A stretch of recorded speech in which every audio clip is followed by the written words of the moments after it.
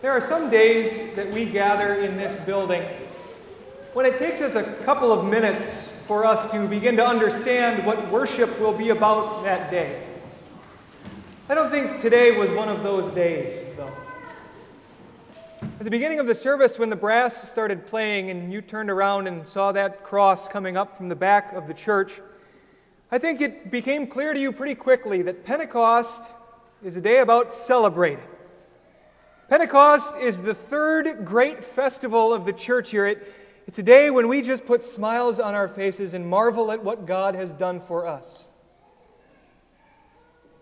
But I wouldn't be surprised if there are one or two of you out there today for whom May 31st, 2009 is being celebrated for a different reason. Maybe you've been waiting for this day for about 4 years now. I don't know if you're all aware of it, but this afternoon at WLC, Wisconsin Lutheran High School is going to be celebrating their commencement services, graduation day for them. And I'm not sure what they're going to talk about over at the commencement service this afternoon. I'm not sure what sermon will be delivered, but I also wouldn't be surprised if there were some themes in that sermon that had a lot in common with a lot of the commencement addresses that have been making headlines lately. When you think of the difficult situation that a lot of our graduates are finding themselves in, a tough economy and a tough job market, it seems like a lot of commencement addresses these days have been all about attitude. Don't give up out there. Don't let a bad economy beat you down. Don't let a bad job market rob you of your spirit. It's a never say die kind of attitude that I think is important also for our graduates to have when they graduate from a Lutheran high school. If you're a Lutheran student heading out into a big world, you're not only facing economic problems, you're facing spiritual problems too. I think it's kind of beautiful that Pentecost sometimes falls right during this graduation season.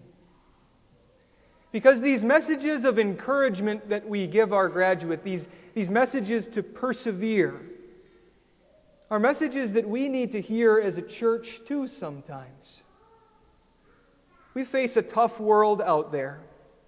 We face challenges to the work that we do and the hope that we have, and we can't let those challenges dampen our spirits.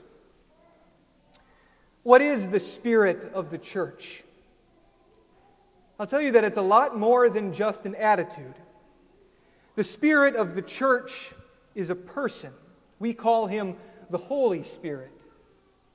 And as we look at what Ezekiel writes down for us in the first lesson this morning, we'll stand shoulder to shoulder with him and see exactly what kind of a spirit that is. This morning we are going to see the undying spirit of the church. He is a spirit who makes the church alive. And he is a spirit who makes the church bold. When I talk about church this morning, I need you to wind the clock back with me a little bit. Go back way before you got to church this morning. Go back before this church was established on the corner of Broadway and Juneau. Just keep going back. Go back before there was a Lutheran church in Germany. Go back before Pentecost, before there was a Christian church. If you go back 600 years before Jesus ever walked this earth, you will see that God had a group of people that he gathered around himself, and he called them Israel. We could call them God's Old Testament church. And the fact is, way back when, 600 years before Jesus, God's people were stuck. They were stuck in a land that they didn't belong in. Israel was stuck in Babylon because the kings of Israel had gone toe-to-toe with the kings of Babylon and they had lost. And now God's people had been deported. And here they were, in exile, hundreds of miles from their home, God's church. And so God sent men to look after his people. One of those men was a man named Ezekiel. Ezekiel was more than a shepherd. He was more than a pastor. He wasn't exactly a teacher. We read that Ezekiel was a prophet. Someone who was given messages directly from God to preach to God's people while they were in exile. Ezekiel didn't preach sermons, he preached messages that he had received directly. Sometimes he spoke those messages, but at four specific points in his book, Ezekiel saw the message that God wanted to communicate with his own eyes. And chapter 37 is just one of those visions. Listen to what Ezekiel says. "The hand of the Lord was upon me, and he brought me out by the Spirit of the Lord and set me in the middle of a valley. It was full of bones. He led me back and forth among them. I saw a great many bones on the floor of the valley, bones that were very dry." God picked Ezekiel up and he set him down in a wasteland.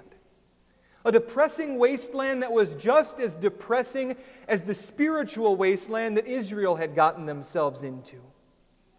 Israel was losing the battle of faith. They had drifted away from their God and from His Word. They were oppressing each other and the poor. They were slipping into idolatry. As far as God was concerned, His Old Testament church was as dead as a valley full of dead bones. And yet, even though they had done nothing to deserve it, even though they had no power of their own to fix it, God came up with a rescue plan. And He wanted Ezekiel to have a front row seat. God asks Ezekiel a question. He says, "Ezekiel, who's going to fix this one? Son of man, can these dry bones live?" And Ezekiel says, "Sovereign Lord, you're the only one that knows that. The only one that has power enough to put a body back together. That's the only one who has enough power to put back together a people for Himself." And Ezekiel was right. God alone would rebuild this church. And so He said to Ezekiel, "Prophesy." That's proclaim. "Prophesy to these bones and say to them, dry bones, hear the word of the Lord." And Ezekiel did. And that's when the vision got really interesting. You might know the song, right? All of a sudden, bones started flying through the air and crashing into one another, and they started connecting bone to bone, and ligaments and tendons formed to hold those bones together, and muscles and tissues grew on those bones, and skin covered them. It was almost more than Ezekiel could take in, but then as suddenly as it started, it all came screeching to a halt. And you almost hear the desperate anticipation in Ezekiel's voice when he says, "But there was no breath in them." Are any of you CPR trained? Do you know the three most important things to look for when someone is in trouble? ABC, right? Airway, breathing, circulation. Those three things have to be there in that order if that person is going to live. And if you've ever been at a restaurant where you've been eating your steak too quickly and have lost your airway, you know that things can get desperate. And if you've ever had to perform CPR on someone who isn't breathing, you know that breathing is something that moments mean the difference between life and death. You almost see that, you hear that desperation in what Ezekiel says, "Lord, you've created these bodies, you've put them back together, but unless they start breathing and fast, well, the vultures are just going to get a second helping." If you think Ezekiel was desperate to see these bodies come back, look at this picture from God's point of view. There was His church, flat on its back, struggling for life, and it just couldn't catch a breath. It had no spirit in it, and so God made the point to Ezekiel. He said, "Proclaim to these dry bones, this is what the sovereign Lord says. Come from the four winds, O breath, and breathe into these slain that they may live." And so Ezekiel prophesied as God commanded him, and the breath entered the bones, the bodies, and they came to life and stood up as a vast army.